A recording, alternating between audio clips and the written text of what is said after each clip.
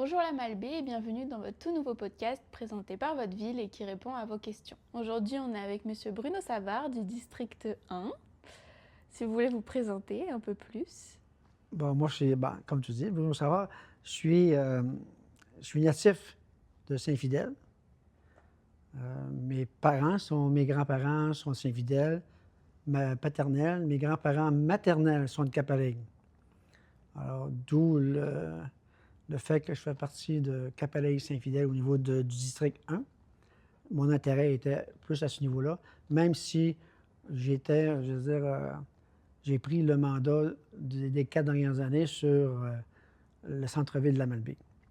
Alors, c'était celui qui était disponible. Alors, c'est là que j'avais porté intérêt en premier lieu. Mais là, deuxièmement, il est fait à ce moment-là. Veux-tu avoir plus d'informations au niveau de l'éducation et tout ça? Ce que vous avez envie de donner comme information. Ben, je pense qu'avec tes questions, on va peut-être Oui. en arriver à là, peut-être graduellement. Bien sûr. Mais c'est ça. Si vous êtes prêts, on commence les questions alors. Absolument. Ok. On commence les questions. Qu'est-ce qui vous a motivé à vous impliquer un peu plus pour la communauté? C'est mon implication sociale au niveau du milieu, surtout à Saint-Fidèle. J'ai fait l'implication qui était, je pense, au niveau de la coopérative alimentaire, essayer de la sauver, la première qui a été mise en place. On ne pouvait pas le faire à cause des conditions financières qui étaient beaucoup trop lourdes. Alors, j'ai dû fermer la coopérative et en créer une nouvelle. Alors, à ce moment-là, cette implication-là a été vraiment intéressante, surtout au niveau du milieu. Quand on perd quelque chose et quand on le recrée, je pense que les gens portaient intérêt beaucoup plus à ce moment-là.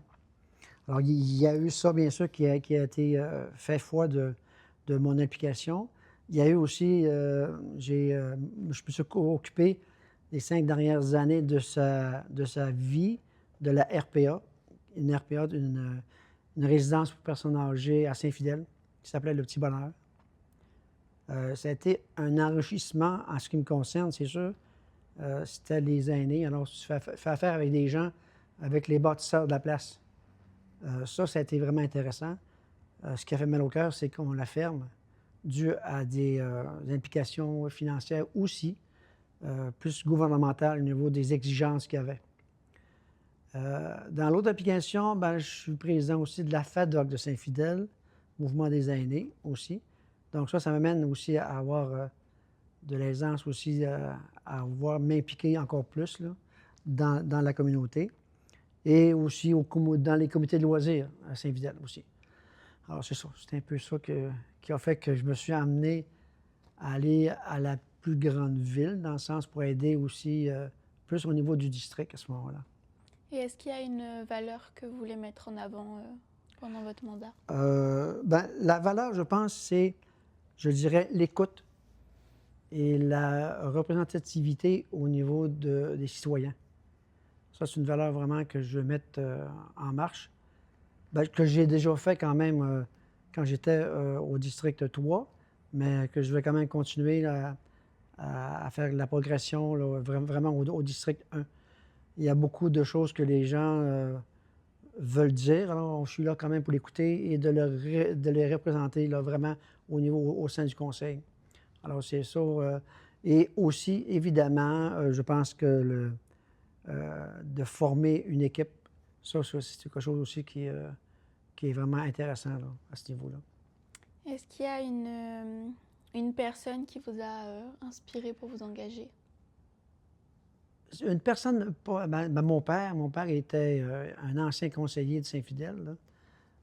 Évidemment, on suit toujours un petit peu les traces de nos parents à ce moment-là. Mais c'est un peu ça. Là. Je veux dire, moi, c'était au niveau aussi de mes études, les études que j'ai faites. J'ai fait des études en administration. Et puis, je me suis occupé beaucoup de coopératives. Mon premier emploi que j'avais, c'était dans une coopérative étudiante. Alors, j'ai quand même passé 8 ans là, qui m'a amené à être directeur général et aussi à créer une fédération des coop en milieu scolaire. Alors, j'ai créé à ce niveau-là. Ensuite, je me suis allé dans une coopérative, dans une fédération, pour créer une fédération funéraire.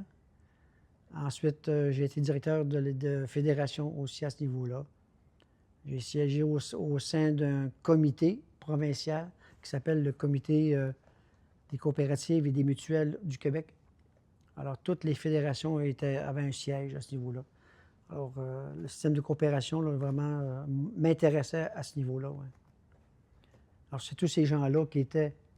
qui faisaient partie surtout au niveau dans le comité. Il y avait vraiment des gens qui étaient vraiment intéressants, là. Alors, c'est des gens qui m'ont amené à faire plus d'implication au niveau social aussi. Et est-ce que vous avez un endroit préféré dans la ville? Oui, Oui. oui, C'est lequel? chez moi. Mais Oui. presque tous les endroits au niveau de la ville sont intéressants. Chez moi, j'ai une vue que je peux dire exceptionnelle en ce qui me concerne. Alors, c'est un lieu de repos aussi pour moi, là, de voir le fleuve, les montagnes et tout ça. Et si vous devez décrire la ville en 3 mots, lesquels vous choisiriez? En 3 mots, je dirais accueillant, dualité. Quand je parle de dualité, c'est entre fleuve et montagne. Et je dirais aussi que je dirais au niveau d'autres mots, un mot d'eau. Passionné. Je pense que les gens de Charlevoix, c'est des gens passionnés. Alors, ce seraient les 3 mots que je pourrais mettre à ce moment-là. Et pour finir, quel est votre passe-temps préféré pour vous détendre? Pour me détendre, si tu m'aurais posé la question, il y a 15-20 ans, je t'aurais dit la moto.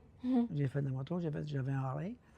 Ensuite, j'avais une auto. Alors, c'était des milieux vraiment de détente et tu te laisses aller. Tu ne penses plus à rien, tu te décolles. Mais maintenant, de nos jours, ben, je dirais, c'est de m'asseoir en face du fleuve chez nous, voir les montagnes et prendre le temps de respirer. Prendre le temps vraiment de voir les choses, le présent. C'est prendre le temps de voir le présent. S'asseoir, tu te dis, bon, tu réalises des choses, tu vois des choses. Ça, c'est un moment de détente pour moi. Merci beaucoup pour votre temps. Est-ce que vous avez un mot pour la fin? Pas vraiment. Je pense que les gens ici ont un lieu exceptionnel. Je pense que c'est d'en prendre conscience. Parce qu'on voit vraiment dans le monde qu'il y a des choses qui se passent, que c'est des choses vraiment là, qui sont pas de bon goût à ce moment-là. Ici, vraiment, prendre le temps de relaxer. On dit souvent, tu sais, prendre le temps. Oui, prendre le temps, c'est vraiment intéressant à ce niveau-là. Mais c'est ça. Je pense que les gens devraient constater qu'est-ce qu'ils ont et non pas qu'est-ce qu'ils désirent tout le temps ou qu'est-ce qu'ils aimeraient avoir. C'est de voir vraiment ton présent, de voir qu'est-ce que tu as, puis d'être content de ce que tu as au moins. Là. Parce qu'il y a des choses qu'ils pourraient réaliser ailleurs que ils veulent avoir des choses, mais tu l'as déjà. Là, tu sais. Donc, prendre le temps de le réaliser sur ce moment-là. Merci beaucoup. Ça me fait plaisir. Merci aussi à vous pour votre écoute. Et on se retrouve demain pour l'épisode avec Madame Marie-André Gérard du District 2.